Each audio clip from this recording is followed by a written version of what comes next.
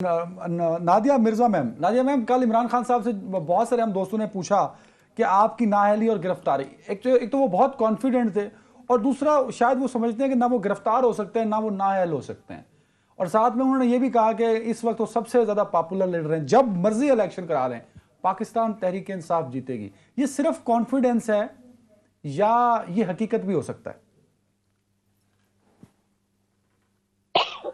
Thank you نام۔ آپ کے سوال کے بیسیکلی دو پارٹ۔ ایک پارٹ تو یہ ہے کہ وہ الیکشن جیتے گی، یعنی پی ٹی آئی جیتے گی۔ ابھی اگر الیکشن ہو جاتے ہیں تو اس پر جو پی ٹی آئی کے مخالفین بھی جو ہیں وہ اس بات پہ ان کا بھی ایک فارم بلیف ہے اور ان کو بھی اس بات کا یقین ہے کہ اگر اس وقت الیکشن ہو جاتے ہیں تو پھر پی ٹی آئی جیتے گی، اور یہی وجہ ہے کہ وہ الیکشن کرانا نہیں چاہتے۔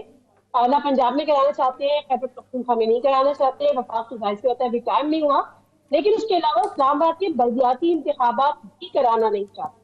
اور کیوں کرانا نہیں چاہتے، وہ آپ کا جو سیکنڈ پارٹ ہے آپ کے سوال کا، یہ اس کا جواب ہے جو عمران خان صاحب کی آپ سے بات کی۔ پھر آپ نے کہا کہ ان کی نااہلی کے حوالے سے اور ان کی گرفتاری کے حوالے سے۔ نااہلی کے حوالے سے خود عمران خان صاحب ہمیں 50 دفعہ بتا چکے ہیں کہ جی یہ مجھے نااہل کرا دیں گے، اور آپ کو یاد ہوگا کہ بیچ میں یہ خبریں بھی آئی تھی کہ عمران خان صاحب اپنی جماعت کے پیٹرن ان چیف بن جائے یا کوئی اور عہدہ لے لیں۔ اب عہدہ اس طرح سے لے لیں کہ اگر ان کو پارٹی چیئرمین کے طور پہ نااہل ہو جاتے ہیں، وہ پارلیمنٹیرین نہیں رہتے ہیں، وہ الیکشن نہیں کانٹیسٹ کر سکتے، وہ پارٹی کا کوئی عہدہ نہیں رکھ سکتے، تو وہ جس طرح سے نواز شریف صاحب پی ایم ایل این کے قائد بنے، تو اس طرح سے وہ اپنا ایک اور کوئی عہدہ یا اپنا ایک اور ڈیزگنیشن کے طور پر وہ سوچ رہے تھے۔ تو یہ بات تو ہے کہ جب چاروں طرف سے یہ آوازیں آ رہی تھی کہ عمران خان صاحب کو، اور ابھی تک آ رہی ہے، اس چیز کو آپ رد ابھی بھی نہیں کر سکتے کہ عمران خان صاحب کو نااہل کیا جا سکتا ہے، اور عمران خان صاحب یا ان کی پارٹی شاید اس چیز کے لیے مینٹلی پریپیئرڈ بھی ہے۔ دوسری بات آپ نے کی ان کی گرفتاری کے حوالے سے، تو مجھے یہ لگتا ہے کہ گرفتاری فل فور عمل میں آتی دکھائی نہیں دے رہی۔ جب گرفتاری کی بات ہوتی ہے، یا تو وہ کہتے ہیں نا ایک سال پہلے ہو جاتی تھی شیر آیا اور پھر ایک شور مچتا تھا، اور جس دن شیر کو واقعی آنا ہوتا تھا اس دن کوئی پریپریشن نہیں ہوتی تھی۔ تو ابھی جو ہے وہ ایک ہائپ کریٹ کر دی جاتی ہے، ٹویٹر پہ اعلان ہو جاتا ہے چلو چلو زمان پارک چلو، اور دنیا جا کے یا ان کی سپورٹر ووٹر جو ہے وہ زمان پارک میں چلے جاتے ہیں، لیکن جس دن گرفتاری ہونی ہے اگر کہ ہونی ہے تو اس دن نہ تو اعلان ہونا ہے نہ اتنا موقع دینا ہے کہ ایک پوائنٹ نادیہ میم، ایک پوائنٹ پہ ذرا تصحیح کیجئے گا، ذرا اس پہ کامنٹ کیجئے گا میم۔ عمران خان صاحب کا ماننا یہ کہ اس حکومت میں اتنی سخت نہیں ہے کہ ان کو گرفتار کر سکے، اس حکومت میں۔ یہ ان کا ماننا ہے نا، جس حکومت، دیکھیں یہ تو ان کا ماننا ہے نا، یہ ان کا خیال ہے، وہ اپنے آپ کو کانفیڈنس شو کر رہے ہیں یا وہ یہ بتا رہے ہیں یا وہ یہ میسج دے رہے ہیں۔ جب گرفتاری عمل میں آتی ہے، مصطفیٰ سولنگی صاحب یہاں پہ بڑے سینئر جرنلسٹ یہاں پہ بیٹھے ہیں، وہ بڑا اچھی طرح جانتے ہیں بھٹو صاحب سے کم پاپولر تھا کوئی اس زمانے میں، اور کس طرح سے بھٹو صاحب کی گرفتاری ہوئی، اور نہ صرف گرفتاری ہوئی، ان کو پھانسی کی سزا ہوئی۔ تو جب کرنے پہ آتے ہیں اور سوچ لیا جاتا ہے، پلان کر لیا جاتا ہے، تو پاپولر کتنا ہے، بڑا کتنا ہے، کون ہے، وہ چیز میٹر نہیں کرتا۔ مرتضیٰ صاحب، نادیہ میم نے جو سوال رکھا ہے سر، میں چاہوں گا اس پہ بھی کامنٹ کر کے ایک ہلکا سا کامنٹ کیجئے گا۔ ایک تو میں نے وعدہ کیا ہوا ہے اپنے آپ سے کہ 2 سال میں نے بین نہیں ہونا، تو 16 مہینے ہو چکے ہیں سر، بقایا رہ گئے 8 مہینے، تو یہ 8 مہینے میں نے اور آنر رہنا ہے ٹی وی پہ، تاکہ میں اپنی زندگی کا ریکارڈ توڑ سکوں گا۔ 2 سال میں بین نہیں ہوا ٹی وی سے۔ سر یہ جو راجہ صاحب نے تجزیہ دیا، جو آپ نے بات کی، مجھے لگتا یہ ہے کہ اس ملک میں جمہوریت کو اور اس ملک کے پولیٹیکل سسٹم کو جہاں فوج نے نقصان پہنچایا، وہیں عدالتوں کے کمزور فیصلوں نے بھی نقصان پہنچایا۔ ذرا ہلکا سا پولائٹ سا کامنٹ کیجئے گا، کیونکہ 2 سال اللہ وعدہ میں پورا کرنا ہے سر۔ دیکھیں، راجہ صاحب نے آپ کو بتایا کہ جو ہماری عدالتی تاریخ ہے اس پر تو کتابیں لکھی گئی ہیں، حامد خان کی کتاب ہے اور بہت سارے لوگوں کی کتابیں ہیں،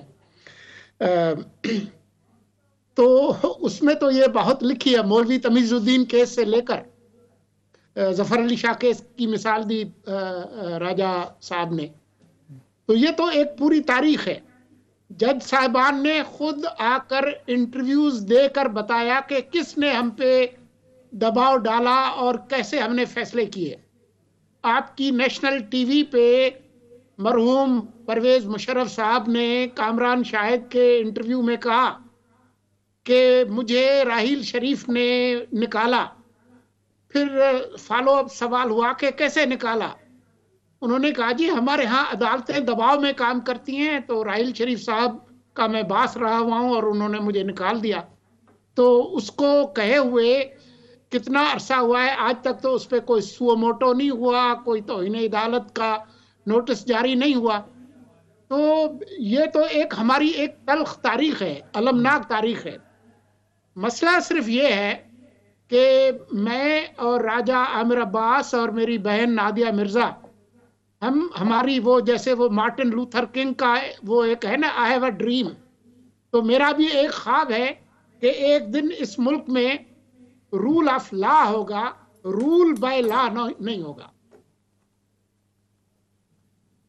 वेरी राइट सर, ये ख्वाब अल्लाह करे शर्मिंदा ताबीर हो, लेकिन अभी तक तो हम सब शर्मिंदा हैं और शायद आपका ये ख्वाब भी शर्मिंदा है। सर एक कमेंट जो नादिया मिर्जा साहबा ने किया था, जी नादिया मैम बोल लीजिए।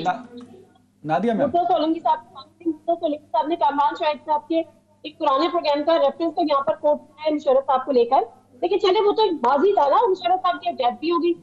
अभी हाल ही में मरीम नवाज शरीफ साहबा ने कहा और एक जलसे में कहा कि बाजवा साहब लोगों से कहते हैं कि मैंने इमरान खान को लाकर ब्लंडर किया। तो ये तो हाल है ना हमारा, ये तो प्रेजेंट है। मरियम साहबा भी यहाँ पर हैं, वो लोग कौन है जिनके सामने ये एतराफ कर रहे हैं? बाजवा साहब, और बाजवा साहब भी यहाँ पर हैं। तो फिर बाजवा साहब से तो कम से कम क्वेश्चन कर लें। आज असेंबली में मुशर्रफ साहब के लिए दुआ नहीं कराई जाती कि जी उन्होंने ओथ को वायलेट किया, उन्होंने आइन शिकनी की, उन्होंने आइन को तोड़ा। ठीक है, आपका अपना मौक़िफ़ है, ये दुरुस्त भी है। देखिए दूसरी तरफ क्या ये ओथ की वायलेशन नहीं है कि अगर बाजवा साहब कुछ लोगों के सामने एतराफ कर रहे हैं कि इमरान खान साहब को लाना मेरा ब्लंडर था, तो ये ओथ की वायलेशन है। तो मेरा ख्याल है कि अगर आपने तारीख से कुछ नहीं सीखा और तारीख में हम नहीं चाहते, माजी में हमने कुछ नहीं किया, तो हाल में तो कुछ कर जाए।